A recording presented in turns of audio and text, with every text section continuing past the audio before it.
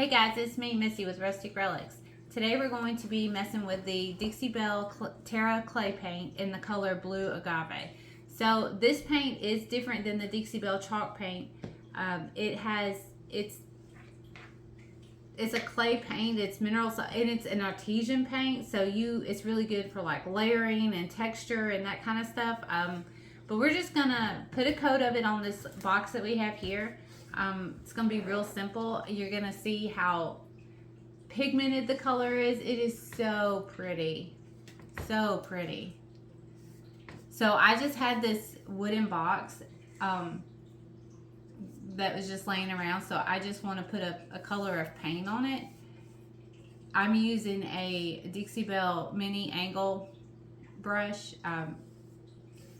It's lightly damp. You don't have to spray the piece with water or anything. That's what it says. I didn't spray this one with water.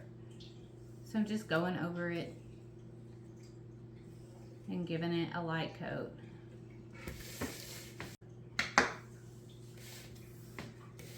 So there you go. There's your first coat on there. You can see how the color is. It's not,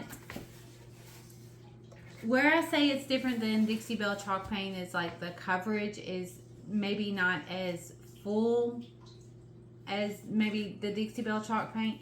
But the one thing about this paint is that it's easy to wet distress, more so than Dixie Belle chalk paint. So that I thought was cool. So this is the piece that I just did is wet, right?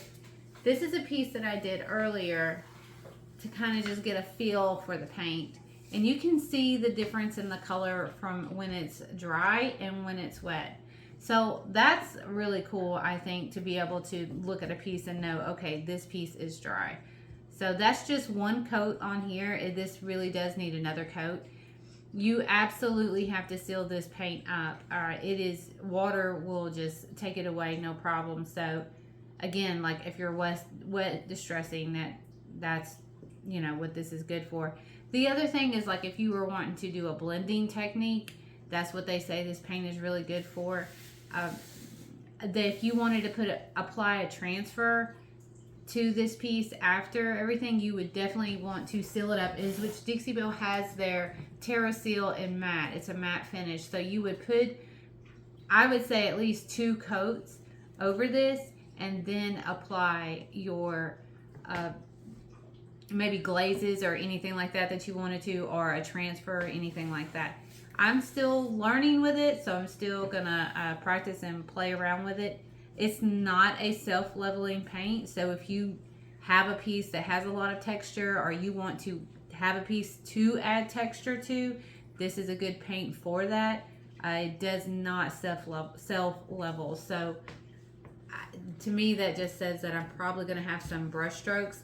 I did use the French tip on this piece right here, and I kind of did the stippling because this piece already had texture, and I don't see brush strokes in it, so that's good. But it's not as smooth as I would like it. But again, this piece already has texture, so we'll definitely be able to tell more after this piece dries. So I'm going to go ahead and add a second coat to this piece.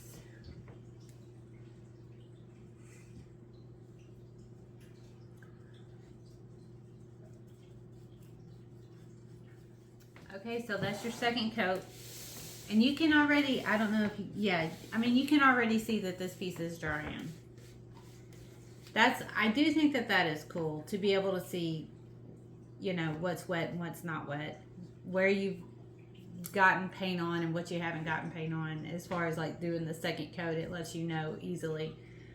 So we're just gonna let these both dry all the way and then come back and see how. Okay guys, so I have the box completely covered in the paint, and what I think I'm gonna try to do is do like the wet distress, because they say this paint is really easy to wet distress. So I just have like a paper towel that's really wet, like I wring it out in the sink and stuff. So I'm just gonna wipe where I want to kind of distress to see how easy it is to distress.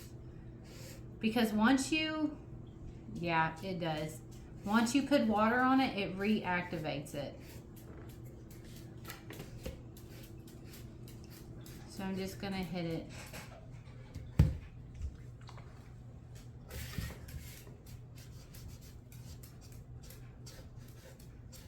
Okay, so definitely don't start out with a soaking wet paper towel.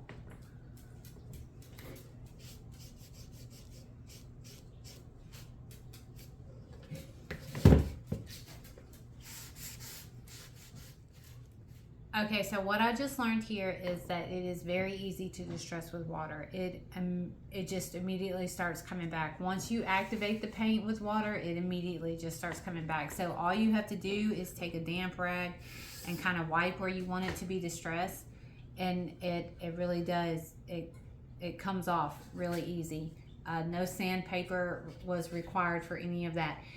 But what I did like about it, the fact that I was able to do that is where if I had like brush strokes, I was able to kind of just like smooth them out by wiping them off with the water.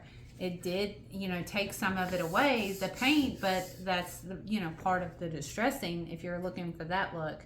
So if you're wanting a full coverage, smooth, and maybe, you know, not wanting to distress, I don't know, definitely practice with this paint. I think it'll help, but I thought it was pretty cool. I like the distressing part of it. I wasn't expecting it to be that easy. So we're just gonna let this dry up a little bit more where we reactivated the paint, and before we go through and add our top coat to seal up the paint with Terra Seal-Matte. So that's that. Okay guys, so we're going to seal up both pieces that I have right here. I have the candlestick, and I did not wet distress it. I just kind of want to see how it looks without doing anything. And then we wet distress this box. So we're going to seal both pieces up with the Terra Seal and the matte finish. So I'm just going to make sure that it's stirred up really good.